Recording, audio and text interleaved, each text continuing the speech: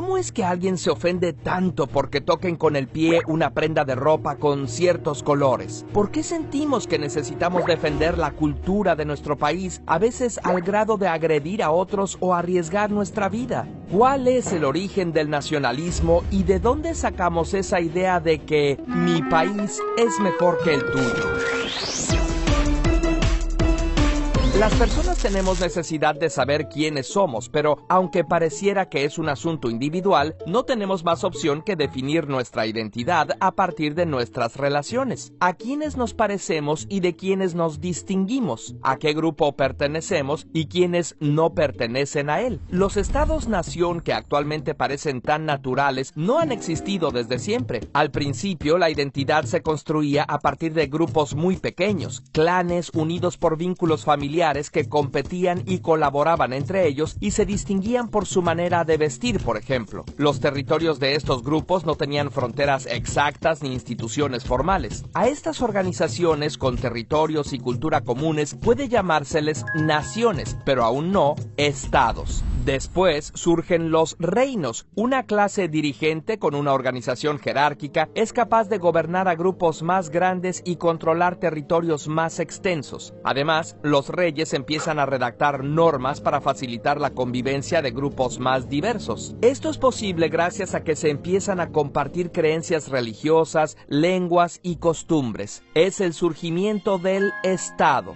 Ojo, Estado y nación no son lo mismo. Un Estado podría tener varias naciones, aunque a veces coincidan, como las ciudades-estado de la antigua Grecia. Cuando un reino conquista a otros y extiende sus territorios más allá de una cultura común, surgen los imperios. Ejemplo de estos ha habido en diferentes momentos de la historia, como el Imperio Romano o el Han en la antigüedad, o el español y el británico, el más grande de la historia, en tiempos más recientes. Finalmente, cuando los imperios caen y las naciones o territorios luchan por su independencia, surgen los estados nacionales que conocemos ahora. El Estado-nación actual se caracteriza por tener, además de una población, unas leyes propias y fronteras territoriales definidas. Se puede rastrear el origen de estas características a los tratados llamados la Paz de Westfalia, a la mitad del siglo XVII, con los que finalizó la Guerra de los 30 años en Alemania y la Guerra de los 80 años entre España y los Países Bajos. Cansados de tanta pelea, los estados firmantes se pusieron de acuerdo en dos conceptos centrales: la integridad territorial, o sea, el derecho de los estados de conservar su territorio, y la soberanía nacional, según la cual el poder reside en los ciudadanos y su derecho de gobernarse a sí mismos a través del Estado, ya sea este representado por reyes u otro tipo de gobernantes. Antes de este momento, los territorios y los pueblos eran patrimonio hereditario de los reyes. Por eso, muchos historiadores consideran la Paz de Westfalia el nacimiento del Estado-nación. Esta forma de organización se propagó por todo el mundo, pero no fue un proceso instantáneo. Tuvieron que pasar transformaciones sociales, económicas y políticas como la Revolución Liberal, la burguesa y la industrial, así como conflictos armados como la Revolución Francesa y las guerras de independencia americanas. Además de unas leyes y un territorio, el Estado-nación supone que la población comparte o pretende que comparta una cultura, un idioma y el mismo origen, e incluso una religión común. Esto para mantener un sentimiento de unidad nacional, aunque en la realidad estos factores de unidad sean ilusorios, porque muchas veces en un Estado-nación coexisten diferentes identidades étnicas y culturales, como el caso de los pueblos indígenas Ainu en Japón, los Sami en Noruega o los cientos de naciones originarias en América Latina, que con frecuencia son ignoradas, discriminadas o de plano silenciadas. Para construir una identidad nacional, los estados se valen de símbolos, adoptan una bandera con colores a los que dotan de significado, componen un himno nacional que exalta ciertos valores y sobre todo generan un mito fundacional, una historia basada en hechos reales con héroes y mártires gracias a cuyos sacrificios se fundó la patria.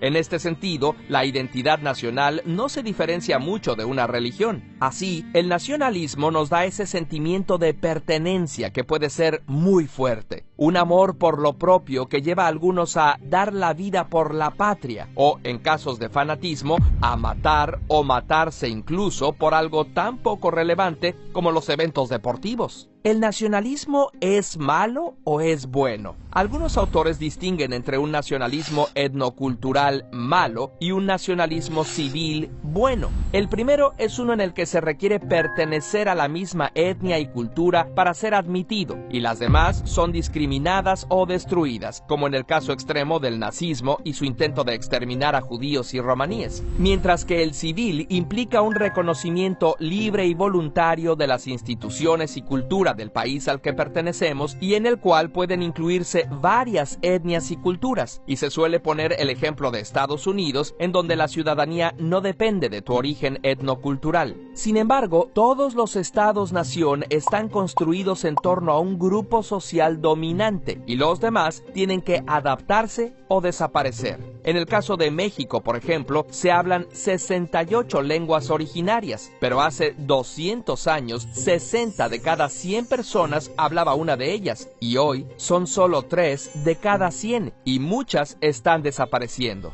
El problema del nacionalismo, por muy civil que sea, es que puede hacernos creer que nuestra nación es especial e incluso superior a las demás, y llevar a las poblaciones a enfrentarse en crueles conflictos en busca de la dominación. Por ejemplo, desde que existe, Estados Unidos ha lanzado más de 400 intervenciones militares en todo el mundo, inspirados en lo que se llama excepcionalismo estadounidense. Si el nacionalismo surgió hace apenas unos cuantos cientos de años, es de esperarse que en el futuro deje de existir. Pero, ¿qué lo sustituirá? Algunos piensan que lo que surgirá es un Estado mundial, que, siendo optimistas, podría ser benévolo si fuera democrático y justo. Nos convertiríamos en ciudadanos del mundo sin enfrentamientos por recursos o fronteras imaginarias. Pero lo más probable es que fuera nefasto si seguimos la tendencia actual de concentración del poder en unas cuantas manos, y podría llevar a un totalitarismo como nunca antes se ha visto en la historia. Peor aún sería la sociedad sin Estado que propone la extrema derecha. No habrá fronteras, solo límites de propiedad. No habrá bienes comunes ni espacios públicos, dicen sus mismos proponentes. Imaginan un mundo sin seguridad social ni asistencia pública, donde las empresas y corporaciones operarían sin regulaciones, libres para enriquecerse mientras despojan a la tierra y a las comunidades. Quien también imagina un mundo sin Estado, pero absolutamente distinto, es Yasnaya Aguilar, lingüista de la nación Mije. Ella propone que las asambleas comunitarias y asociaciones populares se apropien de las funciones que convencionalmente ha hecho el Estado. Así, imagina un futuro en el que existen una diversidad de sistemas políticos unidos en una confederación o alianzas libres de comunidades pequeñas y autogestivas, donde se llevan a cabo acuerdos para lograr la seguridad, la educación, la salud y la justicia. Para terminar, nos gustaría dejarte con el poema Alta Traición de José Emilio Pacheco, a ver en qué te hace pensar. No amo mi patria. Su fulgor abstracto es inasible, pero, aunque suene mal, daría la vida por 10 lugares suyos, cierta gente, puertos, bosques de pinos, fortalezas, una ciudad deshecha, gris, monstruosa, varias figuras de su historia, montañas y 3 o 4 ríos. Curiosamente, ¿tú qué piensas acerca de los estados-nación? ¿Crees que dejarán de existir? ¿En qué se convertirán? Déjanos tus comentarios para empezar un saludable diálogo. Si el video te pareció interesante, suscríbete a nuestro canal. Y si piensas que estos temas son importantes, apóyanos a través de Patreon o a través del botón Unirse.